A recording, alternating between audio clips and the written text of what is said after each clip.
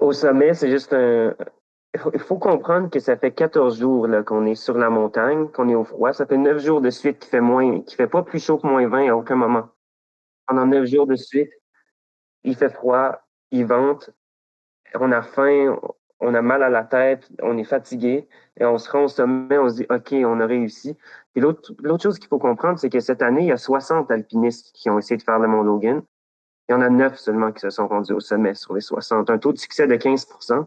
Et on pouvait se dire que c'est sûr qu'on ne savait pas déjà ces statistiques-là une fois qu'on était au sommet, mais là, on y repense puis on se dit, OK, on, notre groupe, on était 3 sur ces 9 personnes-là qui se sont rendues au sommet. C'est quand même spécial. On peut être fier de nous quand même. Notre corps humain, on est capable d'en prendre beaucoup. On est capable d'en prendre beaucoup, de faire beaucoup, de pousser, mais qu'à un moment, il y a réellement une limite. On va un peu trop loin, on arrive à un moment où ça peut devenir dangereux. Et ça peut devenir dangereux pour nous, puis aussi pour nos coéquipiers. Donc, ça, je retiens ça, que c'est quand même important d'avoir cette introspection-là.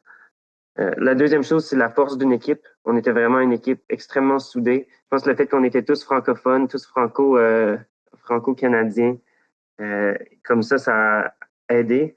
Et on s'est tous supportés. Tout le monde a eu des moments difficiles à un moment ou à un autre. On était là les uns pour les autres, on se supportait, puis ça a vraiment été un facteur décisif pour la réussite de notre expédition.